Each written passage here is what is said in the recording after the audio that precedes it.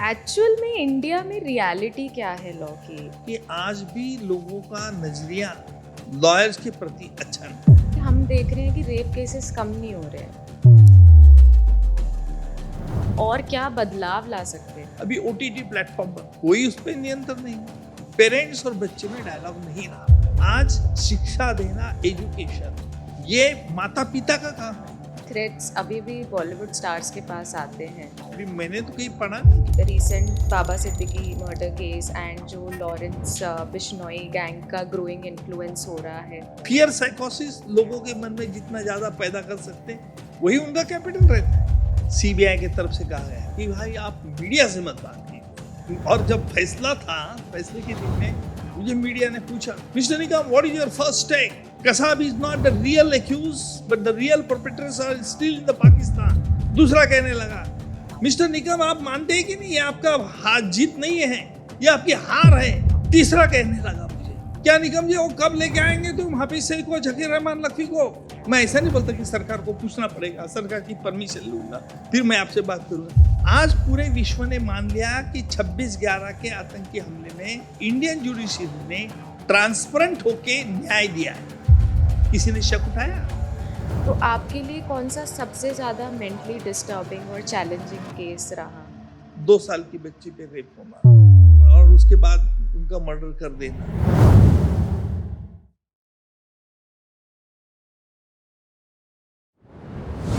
तो सर, एक बात जो हमें काफ़ी क्लियर है, आपने इतने सारे हाई प्रोफाइल केसेस जो हैंडल किए हैं, उन्होंने सिर्फ कानून को ही नहीं, पूरे सोसाइटी का उन्होंने नज़रिया बदला है। आपकी जो रोल था, उन्होंने सोसाइटी का नज़रिया बदला है। तो आज हम आपकी जर्नी से लेकर उन सारे केसेस को डिस्कस करना चाहेंगे और उनके थ्रू हम लोगों को इंस्पायर, एजुकेट और एम्पावर करना चाहेंगे, जो आज इंडिया की हिस्ट्री का हिस्सा बन चुके हैं। सो मेरा पहला सवाल आपसे यही रहेगा, you have worn many hats as a public prosecutor, as a politician, as a media personality, as a Maharashtra की प्राइड। हमारे पास बहुत एग्जेक्टिव्स हैं आपको डिस्क्राइब करने के लिए, but what is it that you think about yourself? And I want to understand, how would you see Ujjwal Nikam, how would you describe yourself in one word? ये बात सही है कि जब लोग मुझे कहीं भी जाओ पहचान लेते हैं, उससे तो खुशी मिलती है, लेकिन उससे मेरे में कोई बदलाव नहीं है। मैं, आपने जितने भी हमारी प्रशंसा की है, शायद मैं उसके काबिल हूं या नहीं हूं, ये तो आम आदमी सच ये निश्चय करेगा। लेकिन एक बात सच है कि अगर अपने मन में अपन कुछ गोल रखते हैं और उसके लिए कुछ जो अपने प्रामाणिकता एफर्ट्स करते हैं, तो मुझे लगता है कि हमारा मकसद जो रहता है वो सही मकसद होना चाहिए और आप जरूर उसको हासिल कर सकते हैं, मेरी धारणा है। मैं एक बात जरूर कहूंगा और आज बड़ी गर्व से कहूंगा, वॉशिंगटन में एक हमारी काउंटर टेररिज्म की कॉन्फ्रेंस हुई थी, वहां मैंने यूएस के प्रोसिक्यूटर को पूछा था, ये 4-5 साल की पहले की बात है, ओके, कि भाई 9/11 की आपकी ट्रायल क्या है, कहाँ तक आई? ओके, तो उन्होंने कहा नहीं चल रही है मुझे, तब तक हमारी 93 बॉम्ब ब्लास्ट हमने खत्म की थी, ओके, 26/11 का आतंकी हमला हमने 1 साल के अंदर खत्म किया। हमने दुनिया के सामने एक मिसाल खड़ी कर दी है कि हिंदुस्तान एक ऐसा देश है जिस देश में कानून की प्रक्रिया ये बड़ी ट्रांसपेरेंट है, और मुझे गर्व इस बात का है, एक हिस्सेदार हूं और उसका एक अंग भी जुड़ा हुआ। Brilliant, brilliant. So how would you, like, मेरा दूसरा सवाल ये था इसी में कि how would you describe Ujjwal Nikam in one word? नहीं देखिए, मैं वही सवाल आपने फिर घुमाया, लेकिन उज्जवल निकम, ये उज्जवल निकम से ही पहचानना चाहिए, ये मेरा हमेशा एफर्ट्स रहते हैं।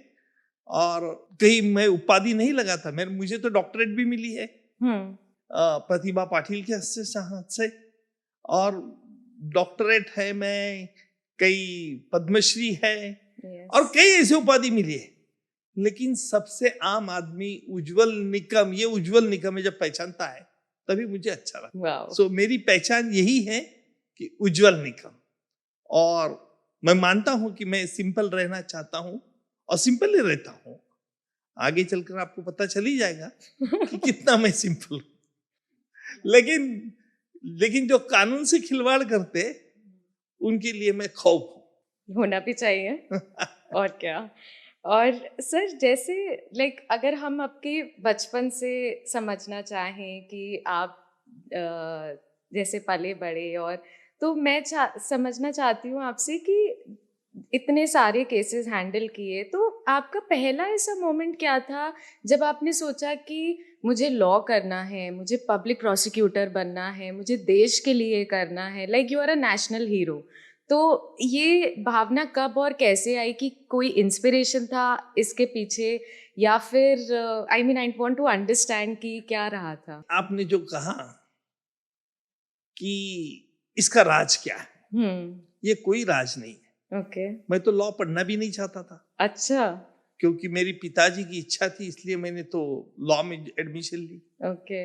और आपका सवाल ये भी रह सकता, क्यों नहीं लॉ पढ़ना चाहते? हाँ। क्योंकि उस वक्त हमारे जमाने में मैरिज के मार्केट में वकीलों का भाव बहुत कम था। ओके। लड़की को बैंक का क्लार्क अच्छा लगता था अपना हस्बैंड करके, ओके। लेकिन वकील नहीं लगता था। हाँ। तो मुझे ये भावना कि वकील क्यों बनना भाई। इसलिए मैंने पिताजी को कहा, मुझे वकील नहीं। पिताजी ने कहा नहीं नहीं बनो, वकील ही बनो, आप इंडिपेंडेंटली थिंक कर सकते हो। और इसलिए मैंने लॉ कॉलेज को एडमिशन ली। ओके, पिताजी के कहने पर। माँ की इच्छा थी डॉक्टर बनने का। अच्छा। डॉक्टर के लिए मुझे एक प्राइवेट मेडिकल कॉलेज में एडमिशन मिली थी दिल्ली में। डोनेशन बहुत मांग रहे थे। फिर हम चले गए वहां से। और गवर्नमेंट मेडिकल कॉलेज में 2% कम मिले मुझे उस टाइम में। तो और इसलिए गवर्नमेंट मेडिकल कॉलेज में एडमिशन नहीं थी, तो वकालत की। LLB फर्स्ट क्लास हुआ था। फिर फर्स्ट क्लास होने के बाद उस टाइम में गवर्नमेंट डायरेक्टली जज बनाते थे। मैं चाहता था अभी भी जज बन जाऊं, ताकि मेरा डिमांड मैरिज मार्केट में बरकरार रहेगा। लेकिन फिर पिताजी ने कहा नहीं, प्रैक्टिस करो। मेरे सामने ये सवाल था, गुनहगार की प्रैक्टिस करना, उनकी तरफ से लड़ना केस, क्या उनके खिलाफ लड़ना? ओके। यानी अभियुक्त के खिलाफ लड़ना, क्या अभियुक्त की तरफ से लड़ना? मैंने सोचा कि आज भी दुनिया में आम आदमी इन अभियुक्त से डरता है। तो मतलब क्यों नहीं मैं मेरा डर पैदा करूं। ओके। मैं क्यों नहीं कानून का डॉन बनूं। और इसलिए मैंने पब्लिक प्रोसिक्यूटर बनने का फैसला लिया। और अभी तक, आज तक मैं हमेशा दुश्मनों के खिलाफ, यानी दुर्जनों के खिलाफ, जिन्होंने कानून से खिलवाड़ किया है, उनके खिलाफ ही लड़ता हूं। ओके। और मैं गर्व से ये भी कहूंगा कि महाराष्ट्र में कहीं भी बड़ा हादसा हो, कहीं भी बड़ा मर्डर हो, कहीं भी लेडीज पर वुमेन एट्रोसिटीज हो, रेप हो, लोग मोर्चा निकालते, डिमांड करते हैं कि हमें ये केस उज्जवल निकम को दी जाए। चीफ मिनिस्टर साहब हमें दरखास्त करते हैं। लगता है ये कोई भी आदमी हासिल कर सकता, मैंने किया ऐसा नहीं है। लेकिन उसमें आपका प्रामाणिकता चाहिए, पहली बात, ट्रांसपेरेंसी चाहिए।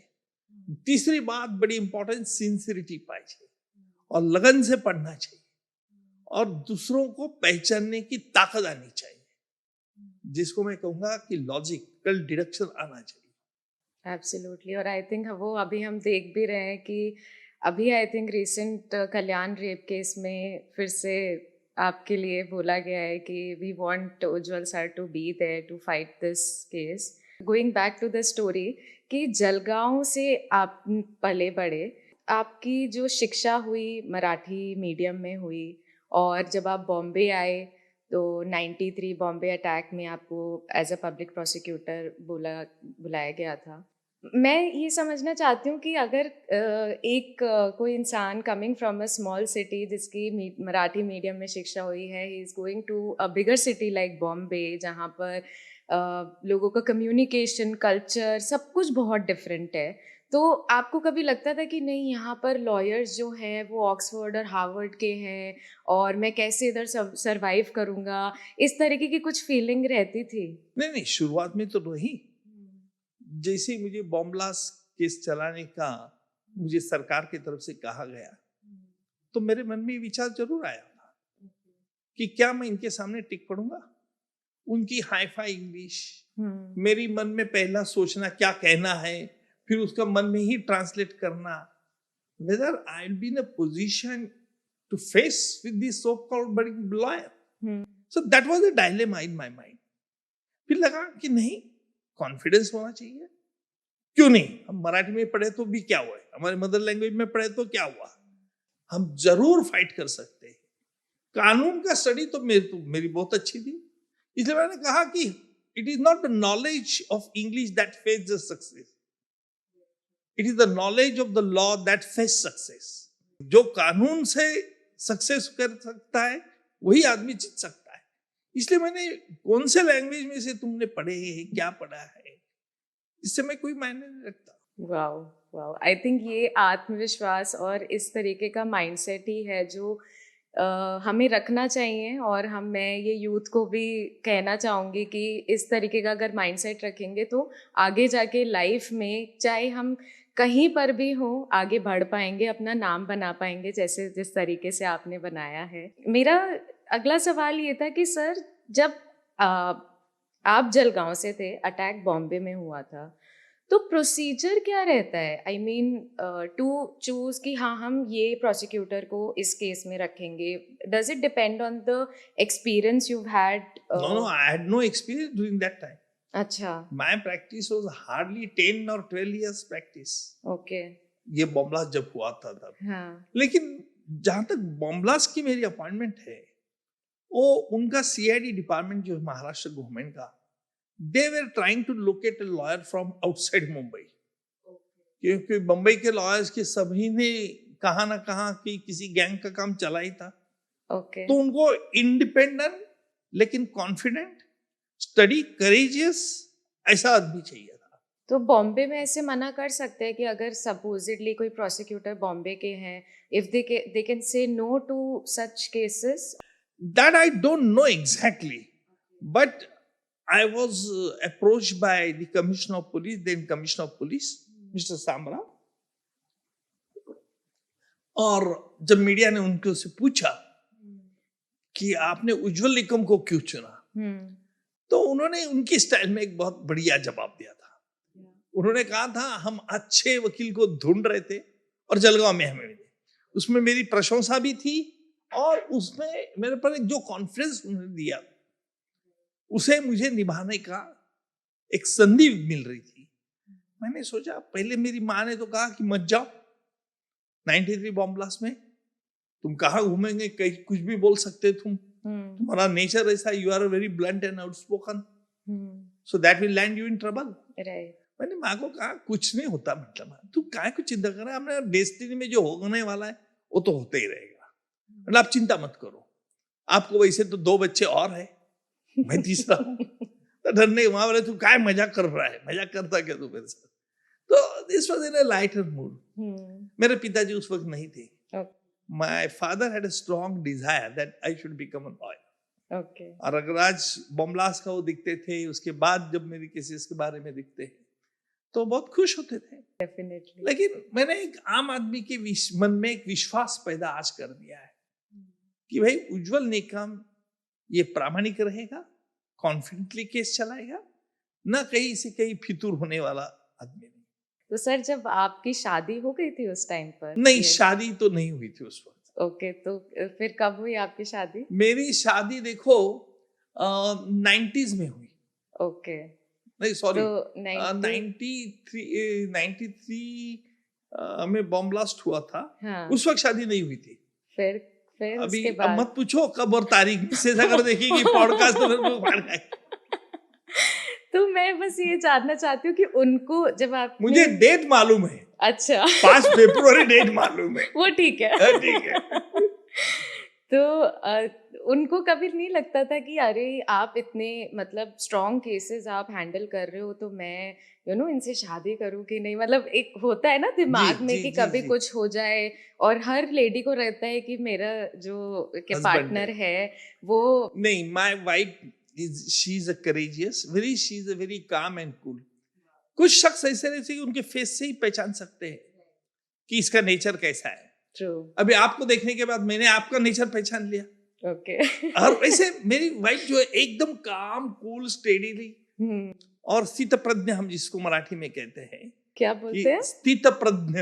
मुझे Okay. कौन सी भी सिचुएशन आओ, Okay. she won't move elsewhere. Wow. She will be very balanced lady. और उस वक्त मुझे लगता था, हाँ शादी तो हुई थी मेरे ख्याल से उस वक्त तो याद क्यों आया अभी, जब मैं यहाँ बम्बई में आता था, यहाँ तो होटल में रहता था, मेरा कोई मकान नहीं था, कोई नहीं था। अच्छा। और मैं एक होटल में रहता था फोर्ट एरिया में। तो मेरी तबीयत हमेशा बिगड़ती थी यहाँ आने के बाद। पानी सूट नहीं करता था। पानी सूट नहीं करता था। वहाँ जब मैदा के रोटी बनाते थे वो, इसलिए मिसेस ने मुझे व्हीट का, वैसे तो हम एग्रीकल्चरिस्ट थे, खेती करने वाले हैं। अच्छा। मैं, हमारी खेती भी है, तो मिसेस ने हमारी व्हीट का फ्लोर का जो ये रहता है वो लाके दिया। वो लाके दिया। और बोले तुम वहां से बच्चों लोगों से वो काम करवा लो, बोले होटल के वेटर, उनको भी देता था खाने के लिए। अच्छा। वो भी मुझे रोटी बना के देते थे। ओके। तो स्ट्रगल तो रहता है, स्ट्रगल से विदाउट स्ट्रगल। आप जब बॉम्बे में थे तो वो नहीं रहते थे आपके साथ? नहीं। ओके। मैं मंडे टू फ्राइडे रहता था। अच्छा। फ्राइडे नाइट में यहाँ से निकल जाता था वापस जलगांव। ओके। ये ऐसा मैंने 2013 तक किया। म्हणजे 12 साल मैंने ऑर्थर रोड में बॉम्बलास्ट केस चलाई। अच्छा। उसके बाद कसाब की ट्रायल चलाई। हाँ। मेरे जिंदगी के 13 साल मैंने जेल में काटे हुए। तो आपने अपनी लाइफ एक्चुअली देश के लिए डेडिकेट करी है। ऐसा कुछ हुआ कि किसी केस को आपने ना बोला हो, आपको लगा हो कि नहीं ये ज्यादा, मुझे लगता है कि मेरे पर डेथ थ्रेट आ सकता है? नहीं, ऐसा तो कोई मैं डरने वाला किससे नहीं है। लेकिन कुछ केसेस ऐसे रहते हैं कि जिसमें पॉलिटिकल ये होता है, पॉलिटिक्स। ओके। तो ऐसे केस में नकार देता हूँ। ओके। ऐसे केस हुए, कुछ पुणे का हुआ एक बीच में, एक उसका जिसमें पॉलिटिक्स ज्यादा था, पॉलिटिकल ओवरटोन ज्यादा थे। तो मैंने केस को कहा कि मैं नहीं, मुझे वक्त नहीं, मैं नहीं चलाऊं। Another thing I wanted to understand कि जैसे आपके पिताजी भी लॉयर थे। जी, बैरिस्टर थे। हाँ, तो ये फर्स्ट जनरेशन लॉयर को अगर हम थर्ड जनरेशन लॉयर से कंपेयर करें, तो आपको लगता है कि किसके लिए ज्यादा डिफिकल्ट रहता है, कि फर्स्ट जनरेशन के लिए रहता है या थर्ड जनरेशन? डिफिकल्ट तो फर्स्ट जनरेशन को रहता है, क्योंकि उनको एक इमेज बनाना रहता है, समाज में एक स्थान प्राप्त करना रहता है, ऑनेस्टी दिखाना पड़ता है। तो फर्स्ट जनरेशन को डिफिकल्ट रहता है। सेकेंड जनरेशन में इनहेरिटेंस क्वालिटी आ जाते। ट्रू। थर्ड जनरेशन, मेरा लड़का भी अभी लॉयर है, तो वो लोग कहते हैं कि आप जैसे बोलते टीवी पर वैसे वो ही बोलता है, वो क्योंकि नहीं, वो ऑटोमेटिक है। हाँ। अनदर थिंग है कि लॉयर्स से ना लोग काफी डरते हैं। जैसे आपने कहा कि ना मेरा भी खौफ होना चाहिए लॉयर्स को, तो इन जनरल अगर हम देखें सोसाइटी में लॉयर से बहुत लोग डरते हैं। लॉ लोग पढ़ना भी चाहते हैं, समझना चाहते हैं, सीखना चाहते हैं, बट एक्चुअल में इंडिया में रियलिटी क्या है लॉ की? Like I want to understand from you. ये बात सच है कि आज भी लोगों का नजरिया लॉयर्स के प्रति अच्छा नहीं है। उसका कारण बहुत अलग अलग वजह होगी। कुछ देखो, लॉयर हुआ वो भी तो एक आदमी है, पर लोगों को कहना ऐसा है, उनका आरोप है कि कुछ वकीलों ने उनको फंसाया है, बराबर एडवाइस नहीं दिया है, रॉन्गली एडवाइस दिया है, इसलिए पूरी इंस्टीट्यूशन बदनाम करने की लोग सोचते हैं। वो गलत है। देखिए, आज भी लॉ लीगल फील्ड है, ऐसा फील्ड है कि देश का पूरा कारभार आज लॉयर्स लोग ही चलाते, ऐसा मैं कहूंगा, क्योंकि जो पार्लियामेंट में रहता है वह कानून बनाने की प्रक्रिया जैसी रहती है, उसमें लॉयर का ज्यादा योगदान रहता है, और रहना भी चाहिए। आपको फोरकास्ट करना आना चाहिए। लॉयर्स को एक अच्छी उपलब्धि है, यह है कि lawyer can anticipate certain thing, ये होने वाला है, ये होने वाला है। लेकिन आज समाज में जो पहली भावना थी मेरे जमाने में, आज वैसी नहीं रही। आज इंटेलिजेंट बच्चे, बहुत अच्छे होशियार लड़के, वो डॉक्टर नहीं बनना चाहते, वो इंजीनियर नहीं बनना चाहते, वो लॉयर्स बनना चाहते। क्यों? क्योंकि आज ये फील्ड इसका अच्छा हुआ है कि everybody is being lured and attracted by this legal profession. और आज अच्छी उपलब्धि है। आज लेडीज, लड़कियां लोग भी बहुत लॉयर्स हो रहे हैं, कॉर्पोरेट सेक्टर में उनके लिए उपलब्धियां है। टाइम कैसे चेंज हो जाता है ना। आपके टाइम पर ऐसा होता था कि नहीं इंजीनियर होगा तो शादी जल्दी हो जाएगी, आज ऐसा है कि लॉयर होगा तो शादी जल्दी हो जाएगी।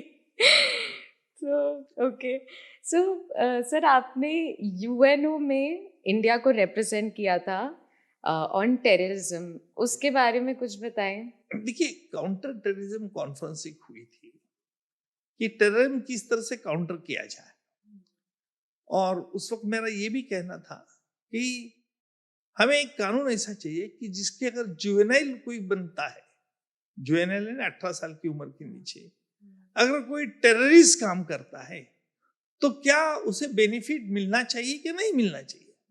उसमें एक मत नहीं हुआ, क्योंकि इंटरनेशनल कन्वेंशन से कि जो अज्ञान है, जो माइनर है, उनके खिलाफ स्ट्रिंजेंट प्रोविजन नहीं लगाना चाहिए, क्योंकि कई बार ऐसा होता है कि माइनर लोगों को फंसाया जाता है और उसको पता ही नहीं रहता कि हमें क्या है। लेकिन आज ऐसी परिस्थिति नहीं है। अभी आज क्या कम्युनिकेशन इतना फास्ट हो रहा है। मैंने कई बार देखे बड़े बड़े मर्डर केसेस पुणे में हो कि छोटे बच्चे लोग 18 साल के नीचे मर्डर कर देते हैं, उनके पीछे कोई अलग लोग रहते हैं, और देखो अगर वो बच्चा पकड़ा भी गया तो उसको सजा नहीं होती है। तो इसलिए अगर कानून में उसमें सुधार लाई है कि अगर उसने प्लानिंग करके मर्डर किया हो तो फिर उसके रेगुलर इंडियन पिनल कोड, जो अभी भारतीय दंड संहिता है, उसके तहत मुकदमा चलाया जा सकता है। ओके, जो धीरे धीरे इसमें अमेंडमेंट आ रहे हैं based on the intention of the person, intention and planning. Sir इसी तरीके से जैसे कसाब ने बोला था कि वो भी माइनर है, but after you know medical procedure and everything हमें पता चला कि he is not a minor. तो अगर तो वही सेम थिंग उस टाइम पर हुई थी या फिर ये चेंजेस अभी हुए हैं? नहीं, चेंजेस तो अभी हुए, अच्छा, उसके बाद हुए। ओके, जब निर्भया के केस के बाद में, इसके बाद में ये चेंजेस हुए हैं। कसाब तो माइनर नहीं था ना, कसाब प्रिटेंड कर रहा था। कसाब को ये पूरा पता था कि उसके लिए एज सर्टिफिकेट नहीं मिलने वाला, लेकिन उसे ये पता नहीं था कि हम भी कितने होशियार हैं। हमने उसको डॉक्टर के पैनल के पास भेज दिया, डॉक्टर के पैनल ने उसको एग्जामिन किया, और उसकी उम्र 20 के 25 के अंदर है। तो अगर मैं आपसे समझना चाहूँ आपका थॉट प्रोसेस वो टाइम पर और अभी तक भी, कि इतने सारे जो केसेस हुए सबसे ज़्यादा चैलेंजिंग, और हम सब ह्यूमन हैं तो कुछ ना कुछ जो चीज़ें होती हैं हमें मेंटली भी इफ़ेक्ट करती हैं, तो आपके लिए कौन सा सबसे ज़्यादा मेंटली डिस्टर्बिंग और चैलेंजिंग केस रहा? देखिए, वुमन एट्रोसिटीज जब होते हैं ना, रेप, 2 साल की बच्ची पे रेप होना, और छोटे बच्चों के खिलाफ, नाबालिग लड़कियों के खिलाफ रेप होना, ये मुझे बहुत तकलीफ देते हैं, क्योंकि मैंने कई बार, और उसके बाद उनका मर्डर कर देना, these are the more serious offences in the society. ये क्यों होते हैं, ये बड़ा अहम सवाल है।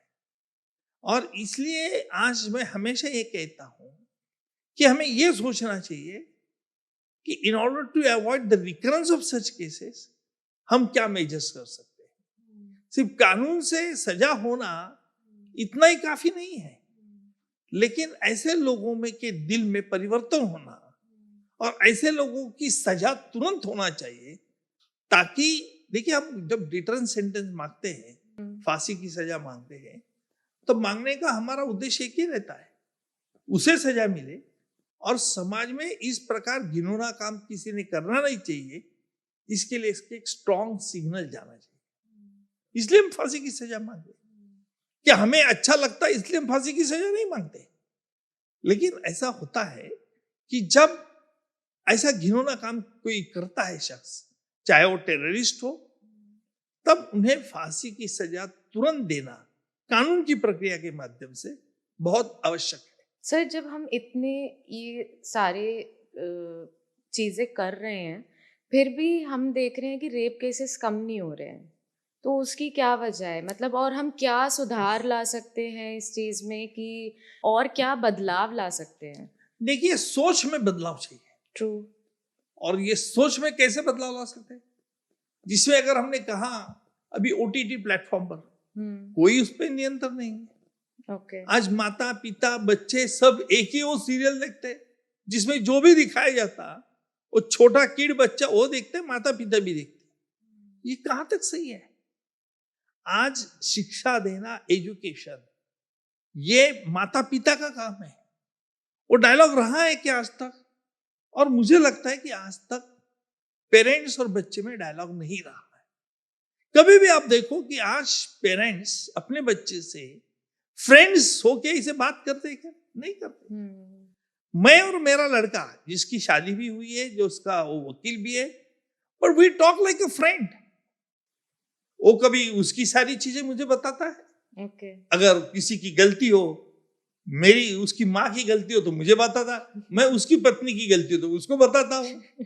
तो इस तरह से कम्युनिकेशन होना जरूरी है, ताकि घर में शांति। अगर घर में शांति नहीं है तो क्या हो? वो देखते माता पिता झगड़ा कर रहे हैं, बच्चे झगड़ रहे, तो ही विल गो आउट।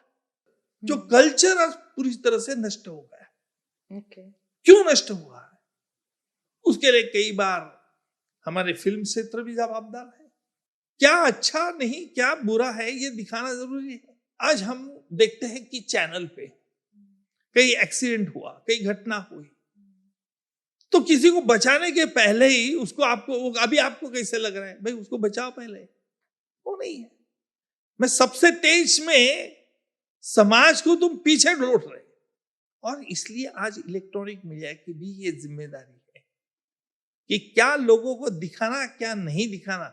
मैंने कुछ प्रिंट मीडिया में कुछ न्यूज़पेपर देखे, उन्होंने तय कर लिया था कि फ्रंट पेज पे हम कोई एक्सीडेंट की ऐसी न्यूज नहीं छपाएंगे जिसके आधार पर लोगों की हो जाए। पर आज वो नहीं होता है, आज सभी उधर दिखाए जाते हैं। मुझे लगता है कि ये सोसाइटी को बदलाव लाना बहुत जरूरी है। कानून का खौफ इतना कम नहीं है। कानून से खौफ देने के लिए गुनाह साबित होना पड़ता है, सबूत लाना पड़ता है। It's a long chain. Very true. पर सोसाइटी का कल्चर में, और जिसे हम संस्कृति कहते हो, बच्चे लोगों को पढ़ाना, आज स्कूल में क्या पढ़ाते? आज हमारे बच्चे कॉन्वेंट स्कूल में जाते हैं। मैं कॉन्वेंट के खिलाफ नहीं हूं, लेकिन जो कॉन्वेंट में बच्चे जाते हैं उनकी माता को कई बार तो मालूम ही नहीं रहता क्या सिखाना है क्या नहीं। आज उनका पोर्शन इतना बढ़ गया है कि उनको mental pressure, heavy mental pressure आ गया। मुझे लगता है कि आज सुधार लाना है तो हमारे एजुकेशनल सिस्टम में भी सुधार लाना जरूरी है। स्टार्ट तो वहीं से ही होगा ना। ताकि बच्चों को फ्री होना चाहिए, माइंड फ्री होना चाहिए। सुबह से शाम तक अगर पढ़ाई पढ़ाई पढ़ाई करते होंगे तो उनका भी ब्रेन खत्म हो जाता है। But on the other hand sir, अगर हम देखें तो ये फॉल्स रेप केस भी काफ़ी बढ़ रहे हैं। जैसे अभी हम रीसेंट केस देखें, और एक एग्जाम्पल भी बन गया है जो अतुल सुभाष का केस हुआ है, तो हम इसमें और किस तरीके से ट्विस्ट एंड टर्न अराउंड क्या कर सकते हैं कि इनोसेंट पुरुष भी ना फंसे और महिला सुरक्षा भी बनी रहे? सवाल आपका बहुत कॉम्प्लिकेटेड सवाल है। मैं कॉम्प्लिकेटेड इसलिए मानता हूं कि ये बात जरूर है, कई बार हमने देखा, मीटू में बीच में आया था, वो मीटू को एक दौर चला कि मीटू मीटू मीटू, सभी में मीटू आ गए। भाई लेन देन तो एक हाथ से नहीं होती है। कुछ आपको पाना है इसलिए आप कुछ देने के लिए तैयार हो जाते हैं। मैं किसी पे आरोप नहीं कर रहा हूं, लेकिन उस वक्त अगर आपके समझ में आता है कि ये करना गलत है, अगर आप उसको रोक लगा सकती है, तो क्या हिम्मत है दूसरे सामने वाले की? पर ये नहीं हो सकता है क्योंकि आपको भी कुछ चाहिए था। लेकिन मुझे खुशी इस बात का है, लोग चर्चा करने लगे, openly they are coming out. Media is also flashing. पर मीडिया पे भी एक जिम्मेदारी है कि अगर मालूम है कि झूठे आरोप है, झूठी केस है, तो क्यों आप उसको पब्लिसिटी कर देते हैं? उसकी तो खत्म हो जाती है। जो भी उसका समाज में, सोसाइटी में प्रेस्टीज होता है वो तो पूरी तरह से खलास हो जाता है। तो बस मुझे एक वही चीज समझनी थी कि ये हो क्यों रहा है और किस तरीके से हम इम्प्रोवाइज कर सकते हैं कि ये सारी चीजें ना हो। तो वही मुझे आपसे एक अंडरस्टैंडिंग लेनी थी कि ये like how can we improvise this? नहीं, इट कैन बी इम्प्रोवाइज। हमें खुद से सुधारना करना चाहिए। इंडिविजुअल। लेकिन एक बात जरूर है कि कल्चर जो डेवलप करना है वो हम हमारे घर से ही शुरू करना चाहिए। कि आज इंडिया में मैरिज इंस्टीट्यूशन बहुत अच्छी तरह से बरकरार रही है। फॉरेन में देखो क्या होता है, third marriage, second marriage, fourth marriage, कितने मैरिजेस होते हैं, और बच्चे लोग 10 साल 12 साल हो गए कि बाहर निकल जाते हैं। उनका स्टैंडर्ड ऑफ लिविंग बहुत हाई भी होगा, लेकिन कल्चर है नहीं है। हमारे में हिंदू संस्कृति में कल्चर एक अच्छी तरह से बरकरार है, और इसलिए बरकरार है कि हमारे फोर फादर्स ने हमें जो सिखाया है, जिस पर आज हम अमल करते हैं। और यही एक तरीका है कि जिससे हम हमारा कल्चर, कोई भी कम्युनिटी हो, हिंदू हो, मुस्लिम हो, क्रिश्चियन हो, इनसे ये एक मन में एक ध्यान लेना चाहिए कि हमारे कम्युनिटी को आगे लेके चलना। घर से, इंडिविजुअली, कल्चर, तो Society. ये सारी society, and that's how it Yes. propagates. Sir, going back to 90s वाला टाइम, जब आपने फर्स्ट अपना 93 बॉम्बे अटैक केस हैंडल किया था, अंडरवर्ल्ड का जो टाइम होता था, तो वो 90s का टाइम काफ़ी टर्बुलेंट था, जब अंडरवर्ल्ड का बॉलीवुड में, पॉलिटिक्स में काफ़ी घुसपैठ थी। आपने उस टाइम पर काफ़ी केसेस हैंडल करे, तो मैं ये जानना चाहती हूँ, आपके हिसाब से आज भी ऐसा हो रहा है? Like we see recent Baba Siddique murder case and जो लॉरेंस बिश्नोई गैंग का ग्रोइंग इन्फ्लुएंस हो रहा है। सो डू यू सी कि जो सिचुएशन पहले थी वो अभी भी है, या फिर what is the scenario? I want to. नहीं, पहले जो सिचुएशन थी वो अलग सिचुएशन थी। उस सिचुएशन में गैंगस्टर्स का एक बहुत टेरर था, लेकिन आज जो सिचुएशन है उसमें नहीं रहा। आज वैसा गैंगस्टर, ऑर्गेनाइज क्रिमिनल, इनका कोई टेरर रहा नहीं। ओके। इसके लिए बहुत कारण है। आज जैसे? क्योंकि हमारे साइंटिफिक इक्विपमेंट्स में ज्यादा ये सुधार हो गए हैं। हाँ। आज कहीं भी किसी की धमकी का फोन आया तो police can come to know कि कहां से ओरिजिनेट हुआ है, कहां। सो मॉडर्नाइजेशन के अब ये फायदे भी हैं जो पिछले जमाने में नहीं थे। लेकिन अभी इस जमाने में इस प्रकार का ऑर्गेनाइज क्राइम कम होते हुआ। और जहां तक बॉलीवुड का आप कह रही है, बॉलीवुड का पिछले जमाने में नेक्सस था, ऐसा लोग कहते हैं। हाँ। जो क्रिमिनल्स थे, ऑर्गेनाइज क्रिमिनल्स, वो धमकियां देते थे, टेरर निर्माण करते थे, और उसके वजह से उन्होंने टेरर अपना बरकरार रखा था। और इसलिए जो बॉलीवुड थे के एक्टर्स एक्ट्रेस थे, वो उनके बारे में डरते थे, लेकिन वो खौफ अभी नहीं रहा। तो अभी जो थ्रेट्स अभी भी बॉलीवुड स्टार्स के पास आते हैं, तो फिर इनका मतलब क्या है? किसी ने अभी, मैंने तो कहीं पढ़ा नहीं कि बॉलीवुड एक्टर्स को, एक्ट्रेस को। नहीं, मैंने नहीं पढ़ा। अब बताइए ना, जो भी कुछ आए हैं एक दो, वो देखिए। प्लीज़ इस चैनल को सब्सक्राइब करना ना भूलें। हम आपके सपोर्ट से और भी अमेजिंग गेस्ट अपने चैनल पर ला सकते हैं जो आपकी लाइफ में वैल्यू ऐड करेंगे। और अगर इस वीडियो का आप ऑडियो वर्जन सुनना चाहते हैं तो प्लीज़ हमें स्पॉटिफाई पर फॉलो करें। Enjoy this episode. जो थ्रेट्स आए हैं वो कुछ खंडनी के लिए नहीं है, रैंसम के लिए नहीं है, जो अलग इशू के ऊपर है, वो उनका सेल्फ प्रोपेगेंडा करने की बढ़ा रही। हर कोई क्रिमिनल की एक इच्छा रहती है कि मेरा रुतबा कैसे बढ़े। फियर साइकोसिस लोगों के मन में जितना ज्यादा पैदा कर सकते हैं, वही उनका कैपिटल रहता है। तभी उनको खंडनी मिलती है। और उसके लिए काम कौन करता? उनका रुतबा बढ़ाने के लिए हम लोग, मीडिया लोग ज्यादा उनको बातमी न्यूज देते हैं। ये इसके टोली का काम है, उसका टोली का काम है, इसका टोली का काम है। अरे पुलिस ने अभी तक चार्जशीट भी दर्ज नहीं किया है, आप किस नतीजे पे कैसे आ गए? ऑर्गेनाइज क्रिमिनल चाहते हैं कि हमारा टेरर कैसा बढ़ सकते हैं, उसको हवा पानी हम लोग देते हैं। हम बोले तो मैं नहीं। तो सर, आप मीडिया की लाइमलाइट में 26/11 बॉम्बे अटैक के बाद काफी आए हैं। ये तो मेरी दुर्भाग्य की बात है कि 93 बॉम्ब ब्लास्ट में मीडिया, इतना इलेक्ट्रॉनिक मीडिया नहीं था। सिर्फ प्रिंट मीडिया था। वो 26/11 में इलेक्ट्रॉनिक मीडिया आया। और सॉरी, मैंने आपका सवाल कट करवा दिया, पर लेकिन मुझे बुरा इस बात का लगता, अगर शायद 93 में वो इलेक्ट्रॉनिक चैनल मीडिया रहता था तो पूरे विश्व में मेरा नाम था। सर नाम भी है आपका? नहीं, विश्व में नहीं हूँ, हमारे लोग महाराष्ट्र के लोग जानते हैं, बस इतना काफी। सर आपकी पहचान पूरे देश में है, महाराष्ट्र का तो आप गर्व है ही। एंड मैं ये जानना चाहती हूँ कि उस टाइम पर अगर आप कुछ आपकी रोल के बारे में शेयर कर सकते हैं। Of course we all know, but we want to listen from you. ये बात मैं साफ कहता हूँ कि कई बार 93 बॉम्ब ब्लास्ट में भी मुझे कहा गया, इन्वेस्टिगेटिंग एजेंसी सीबीआई की तरफ से कहा गया कि भाई आप मीडिया से मत बात कीजिए। मैं पूछता था क्यों नहीं बात करें? नहीं, बोले we don't have that practice that public person talk with the media person. मतलब I don't have the practice not to talk with the media people. मतलब media public at large should know कि what is happening in the court, कि उनको जानने का पूरा अधिकार है। नहीं बोले वो एक ऑफिशियल एक ये करते जाएंगे, बोले स्टेटमेंट देते जाएंगे। मतलब आई डोंट एग्री। मैं आया हूं जलगांव से, जो कोर्ट में चला है उसकी बात दुनिया के सामने रखूंगा।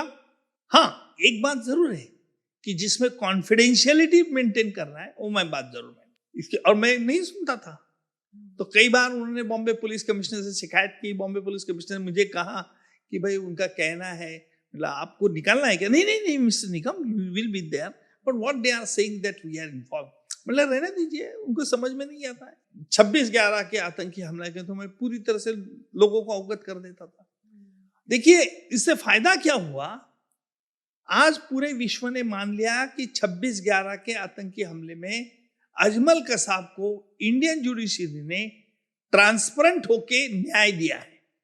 किसी ने शक उठाया कि कसाब बेगुनाह था, किसी ने उसको मार दिया गया, उसे न्याय नहीं मिला? किसी ने शक उठाया, उंगली उठाई? नहीं उठाई। क्यों नहीं उठाई? क्योंकि हमने मीडिया के सामने, कोर्ट में, ये जो ऑर्थोडॉक्स जेल में केस चलती थी ना, वहां 150 पत्रकार बैठते थे, और कोर्ट के सामने, ऑर्थोडॉक्स जेल के सामने 20-25 वो भी वैन्स खड़ी रहती थी। और डेली 5, सवा 5 बजे कोर्ट का काम खत्म होने के बाद ऐसा एक पोडियम रखा हुआ था जिसमें 20-25 ये थे, बूम्स थे, और मेरा इंटरव्यू चलता था। और मुझे लगता था कि मैं देश का प्राइम मिनिस्टर हूँ। तो सर आप जब बाहर निकलते थे सुनवाई के बाद, और तो जैसा अंदर होता था, like you will share the information? Yes, everything. इतना ही नहीं, और जब फैसला था, फैसले के दिन में मेरे होटल की तरफ से जब निकलता था ऑर्थोडॉक्स की जाने के लिए, तो वहां से मीडिया के एक चैनल का 5-5, 10-10 मिनट मेरे गाड़ी में बैठे थे, उनको इंटरव्यू, रनिंग व्हीकल में इंटरव्यू देता था। देखिए, मुझे एक बात मालूम है, आम पब्लिक को भी मालूम बात जानने का पूरा अधिकार है, बराबर है? क्या चल रहा है, क्या नहीं चल रहा है, सरकार क्या कर रही है। अगर कोई गलत करता था तो मैं बताता था कि ये गलत हो रहा है, और इसलिए ट्रांसपेरेंसी रखने से ये फायदा हुआ। हाँ, ये बात जरूर है, कोई जेलसी तो रहती है कई लोगों के मन में कि उज्जवल निकम को पब्लिसिटी ज्यादा मिलती है, तो वो तो ह्यूमन बीइंग नेचर है। और मुझे मालूम है कुछ लोगों को जलन तो जरूर होती थी, लेकिन वो क्या कर सकते थे बेचारे। Very true. तो सर इस चीज से ना मेरे दिमाग में एक कहावत भी याद आ रही है कि everything is fair in love and war. जब आप बाहर जाके मीडिया को सारी चीजें बताते थे, आपने एक बार ये भी बोला था कि कसाब को मटन बिरयानी चाहिए, जो आपने बाद में माना कि ये स्टेटमेंट उसने नहीं बोला था। बिल्कुल। तो क्या हम ये कह सकते हैं कि everything is fair in law and order also? Everything is fair in love and in law. Okay, मैं इसका इक्वेशन बदल दूंगा। मैं जब पॉलिटिकल लीडर करके काम करता था तो मैं कहता था कि everything is fair in love and politics. किस बैकग्राउंड पे मैंने ये बात कही थी? मैंने हमारे महाराष्ट्र के होम मिनिस्टर के सामने कहा था कि कसाब ने मटन बिरयानी मांगी नहीं थी। वो एकदम शॉक हो गए। तो आपने बोला क्यों था? मतलब नहीं, उसको बोले की वजह थी, अलग एक वजह थी। जब मैं राखी पूर्णि रक्षाबंधन के दिन में आया था, मेरे हाथ में राखी बांधी हुई थी, और कसाब ने मुझे बोला कि बादशाह आपके हाथ में क्या बंधा हुआ? आपको बादशाह बोलते हाँ, थे? वो बादशाह हमेशा कहता था। ओके। तो मैंने उसको महत्व बताया कि क्यों बंधे, क्या बंधे, उसका महत्व क्या है। उतने में जज साहब आ गए। अभी जज साहब आने के बाद जज साहब ने मुझे पूछा कि निगम क्या बोल रहा था। मैंने जज साहब को बता दिया कि वो क्या, उसमें मैं क्या बात शेयर कर रहा था। और जैसे मैं जज साहब को कहता था, कसाब ने अपनी मुंडी नीचे कर दी, दोनों उंगलियां अपनी आंखों पे लगा दी। इलेक्ट्रॉनिक चैनल की मीडिया की करस्पॉन्डेंट थी, वो बाहर भाग के गई और उन्होंने ब्रेकिंग न्यूज चलाई, कसाब इज वीपिंग। कसाब के आंखों में पानी आ गया। वो चैनल पैनल डिस्कशन शुरू हो गया। देखो, कसाब एक आतंकवादी नहीं, आज उसको बहन की भी याद आएगी। इसके लिए उसके मन में इंसानियत अभी भी है। जो शातिर है, जिन्होंने आतंकी हमला किया है, वो तो आज भी पाकिस्तान में है, उसे सरकार ने पकड़ा ही नहीं। तो ये ऐसे बेगुनाह लोगों पे ट्रायल चला कि सरकार क्या कर रही है, ये ऐसी बातें मारने लगे, ताने मारने लगे। हमारा देश लोकशाही है कि हर को व्यक्ति को फ्रीडम है। और जैसे 5:15 बजे कोर्ट के बाहर जाने के पहले मुझे हमारे लोगों ने बताया कि बाहर क्या एटमॉस्फेयर है। मैंने बताया कि 15-18 भी वो भी वैन खड़ी हुई थी। उन्होंने बताया कि निकम जी, ये ऐसा ऐसा बाहर मीडिया ने चल लिया। कसाब एक सोल्जर यानी फुट सोल्जर है, लेकिन फुट सोल्जर रहने के उसके आका जो है वो अभी भी पाकिस्तान में, तो उसको फंसाया गया है। ही वॉज ब्रेन वॉश और उसके खिलाफ ये ट्रायल चल रही है। बोले ये, इसको मुझे ब्रीफिंग दिया। मुझे मीडिया ने पूछा, mister Nikam, what is your first take? Kasab is not the real accused, but the real perpetrators are still in the Pakistan. आप उसको पकड़ के कब लाने वाले हैं? दूसरा कहने लगा, मिस्टर निकम, आप मानते हैं कि नहीं ये आपका हार जीत नहीं है, ये आपकी हार है, कि असली गुनहगार अभी भी है। तीसरा कहने लगा मुझे, क्या निकम जी वो कब लेके आएंगे तुम हाफिज सईद को, झकीर रहमान लखवी को? मैंने कहा सबके सवाल खत्म? हाँ बोले खत्म। मतलब कसाब ने आज मटन बिरयानी की मांग की है। क्या कसाब ने मटन बिरयानी की मांग की है? Breaking news. लेकिन चैनल पैनल डिस्कशन चेंज। देखो कितना खुकार आतंकवादी है, इतने लोगों की जान लेने के बाद भी मटन बिरयानी की मांग रहा है। इस तरह से वो एटमॉस्फेयर चेंज हो गया। दूसरे दिन कोर्ट में उसके वकील ने, काजमी साहब उसके वकील थे, उन्होंने कोर्ट में कहा कि साहब, निगम साहब ने कल चैनल पर बोल दिया कसाब मटन बिरयानी की मांग की। मैं उसका वकील हूं, मेरे पास तो मांगे नहीं, इनके पास कैसे मांग ली उसने? मैंने साहब को बोला कि सर, कसाब पाकिस्तान से आया है। क्या कहा मैंने? कसाब पाकिस्तान से आया है, बहुत दिन से यहां जेल में चल रहे, केस चल रही है ट्रायल में। उसको मटन बिरयानी अच्छी लगती क्या नहीं, उसने मांगी क्या नहीं, या आप उससे पूछ लीजिए साहब, मैं क्या बताऊं। साहब ने बोला, क्या कसाब, आपने मटन बिरयानी की मांग की थी कि निकम साहब की तरफ? उसको लगा कि आज मटन बिरयानी की देने की बात कुछ चल रही है, तो कसाब ने चुपचाप नीचे मुंडी गए। बोले साहब वो बोलेगा नहीं, उसको मटन बिरयानी चाहिए। आज कसाब जिंदा नहीं है, ऊपर चला गया। हमारी संस्कृति ये कहती है कि जो चला गया उसके पीछे उसके बारे में बुरा नहीं कहना चाहिए। इसलिए मैं कुछ नहीं कहूंगा उसने सचमुच मटन बिरयानी मांगी क्या नहीं, और सिर्फ कसाब को मालूम है और मुझे मालूम। जब मैं ट्रायल चलाता हूं, देखो मैं कोई ऐसा पब्लिक प्रोसिक्यूटर के अलग तरह का नहीं है कि मैंने चला इनके साबित हो गए, लेकिन उसमें अभ्यास करना पड़ता है, स्टडी करना पड़ता है, केस पढ़ना चाहिए। हमारे पास वीकनेस क्या है, पुलिस ऑफिसर ने इन्वेस्टिगेशन कुछ खामियां क्यों है, ये खामियां के बारे में क्यों है। I am a very strict person while doing my job.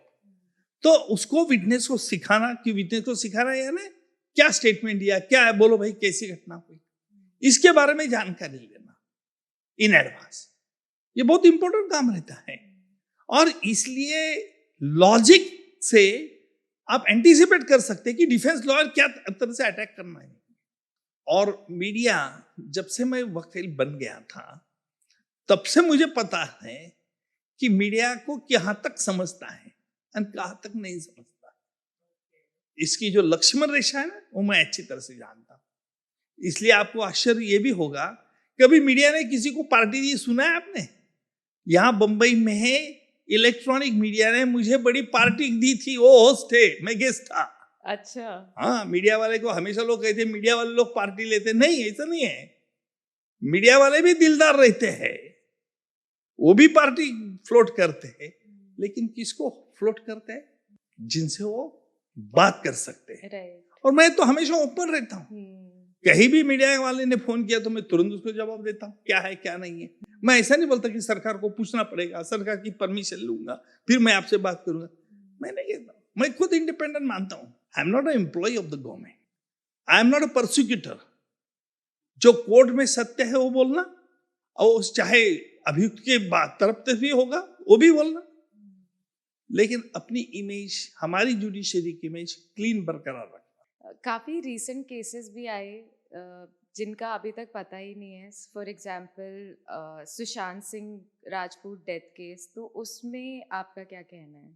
देखिए, सुशांत सिंह के मैंने तो पेपर्स तो पढ़े नहीं है, क्योंकि तो सुसाइड हुआ ऐसा पुलिस का कहना है, और अभी तो वो क्लोजअप ही हुआ है तो मैटर, क्योंकि सुशांत सिंह ड्रिंक्स करते थे ये तो पता है।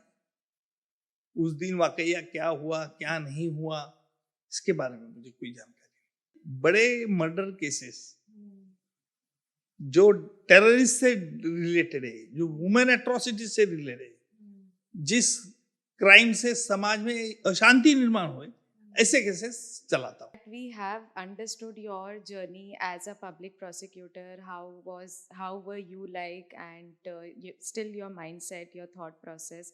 Now I want to cover your journey as a politician, and like after having a successful career in law, why did you decide to join politics? मैं पॉलिटिक्स में तो ज्वाइन होना नहीं चाहता था, ये बात तो बिल्कुल सही है। लेकिन 20 अप्रैल को दिल्ली वालों ने फोन किया, आप चुनाव में खड़े रहिए। फिर वो बोले नहीं नहीं आप खड़े रहो, आपको अपॉर्चुनिटी अच्छी है। मैंने सोचा चलो ठीक है, अभी इतना ये लोग कह रहे हैं, मान रहे हैं, then I decided to contest the election. क्योंकि आज भी मैं मानता हूं संसद में कानून जिसे समझता है ऐसे लोगों ने जाना बहुत जरूरी है, क्योंकि कानून बनाने वाली एक संस्था जो है ये हमारी संसद है।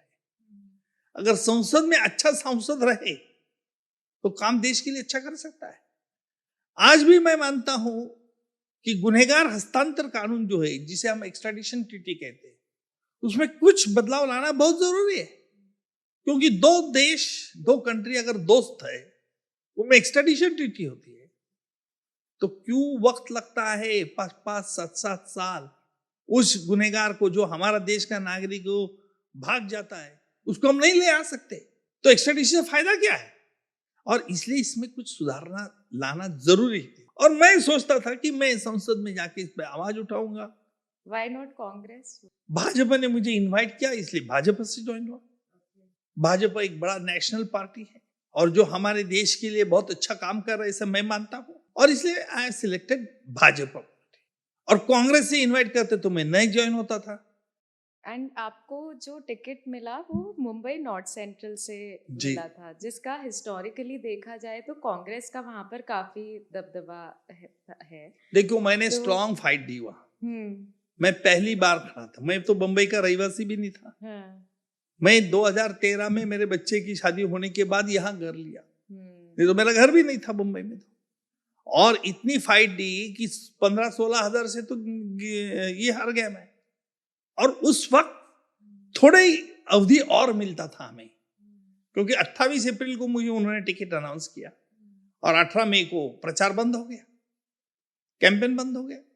थोड़ा मोहलत और देती थी, मिलती थी, और जल्दी उन्होंने डिक्लेयर करते थे तो शायद मैं चुन के जरूर आता था।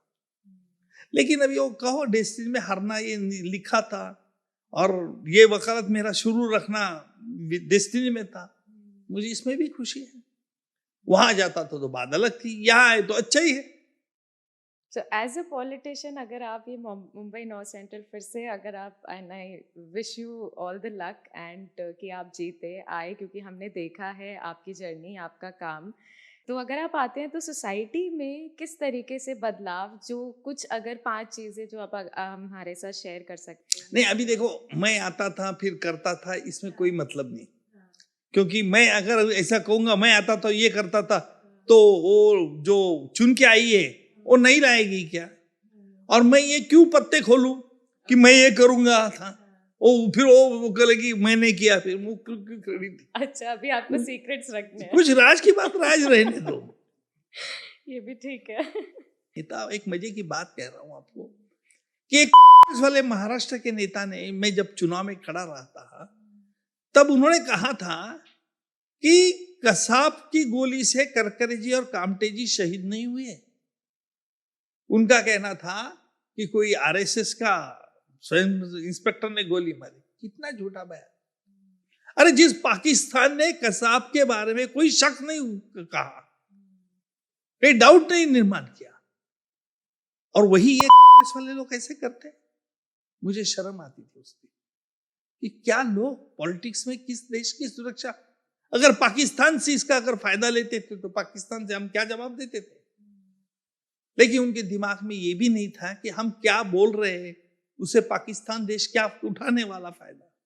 मोदी जी ने, अमित भाई ने, देवेंद्र जी ने, सबने, मैंने खुद इसका बहुत स्पष्ट शब्दों में इंकार किया, बड़ी कड़ी आलोचना की हमने। लेकिन पॉलिटिक्स में भी कुछ लिमिट्स होना चाहिए। Now that you are a politician, तो डिफिकल्ट क्या रहता है, और किस, जैसे when you are a prosecutor and when you are a politician, तो आपको किस फील्ड में ज्यादा वो है कि you like being a prosecutor, you like I like prosecutor, I like this legal profession to fight against the criminal. But मजे की बात कह रहा हूं, जब चुनाव हारने के बाद हर कोई केस में, हर कोई मुजरिम ने ये लिखा, मुलजिम ने, कि उज्जवल निकम बीजेपी वाले हैं, हम पे न्याय, कोर्ट ने रिजेक्ट कर दिया।